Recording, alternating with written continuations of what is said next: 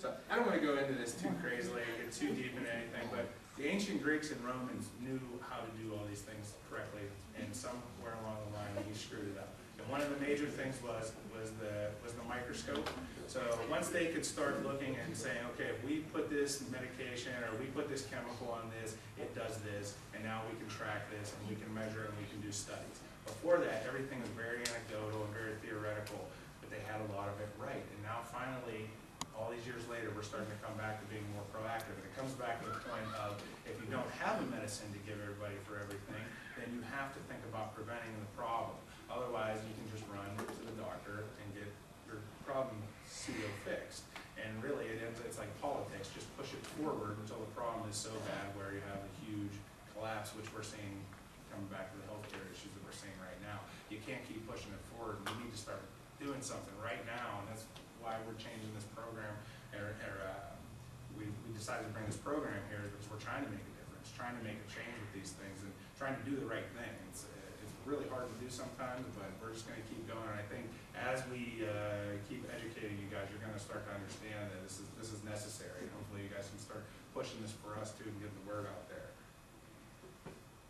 Post-World War II, so we go from this scarcity society where you're barely able to survive, the depression, all these things. Throughout history, we had really never, I mean, no matter what country you're talking about, we had really never saw the growth that the United States has seen.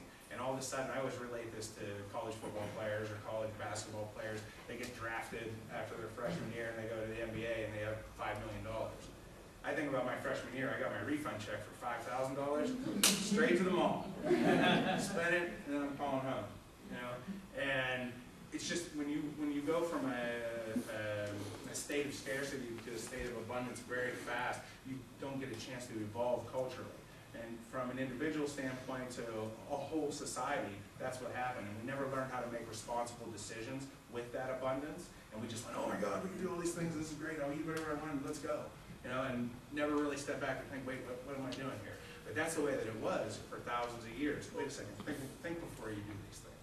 And somehow, and I think a lot of it has to do with capitalism, politics, these things that we've kind of been lulled to sleep to think the behaviors that we're doing are okay.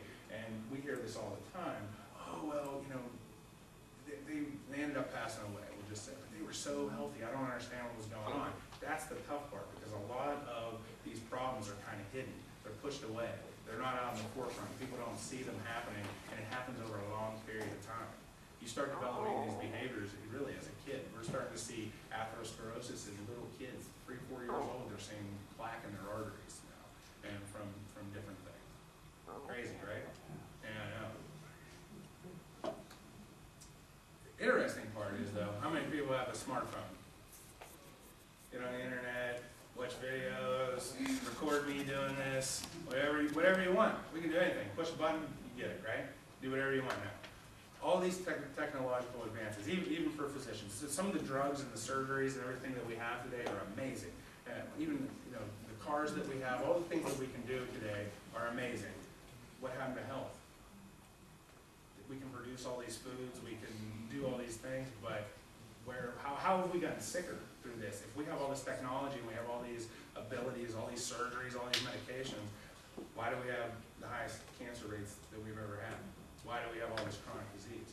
And it's more of a cultural issue than anything. It's our behaviors that we have to change. And a lot of it is just understanding the pathophysiology of everything that goes on. And coming back to some of what I said earlier, you know, I luckily decided to become a physical therapist. I wasn't always this way. And it took me a long time to get this way. And I made a lot of mistakes, and I did a lot of things the wrong way. But now I really I feel like it's my moral obligation to start giving back to society, to tell everybody, hey, look, this is what I've learned, this is what you should be doing. Especially, I go to work with a lot of wrestling teams to talk to them, because they still do the same things from the Stone Age. And a lot of kids are having problems, and they're not getting the best performance that they could have. I'm going to skip down here to the most dangerous environment again. And the reason why I say that we're in the most dangerous environment, for 1,000 years, you knew what you needed to be afraid of. You knew, that if you lived in a cave, you had to worry about an animal coming in there and taking your stuff or killing you or whatever. you don't know what's going to kill you. You don't know the bad things that are out there. They're so hidden and pushed off to the side. And actually, a lot of the things I talk about this all the time. You look at on every corner, you can buy a pack of cigarettes. On every corner, and sometimes you can go and buy alcohol. And we've really skewed things in that direction where that's okay, where our standard has actually dropped, and we've said over time. I was correlated to the kids because I used to do this in the lunchroom at school, where I don't ever forget the first time I had French fries and what were those things from Wendy's, the Frosties? Yeah. This didn't happen in school, but I had French fries and Frosty, and everybody, we were all hanging out. This one girl had it, her name was Amber, I'll never forget it. You're crazy. Why would you do that? And then one person tried it. And the next thing you know, we're all eating it. And that's kind of the way that we've gotten. Yes? I do that. You do that? I do that. Yeah, and it tastes great. There's no doubt about it. I would still think that it tastes great. So. Yeah, the chicken nuggets. I do that. Oh, delicious. I like chocolate. What do you do later? Yeah, it's really chocolate. So, but we can't, my point is, we can't let that happen, because things like that are affecting us, and they're causing us to be in the situation where we're at today.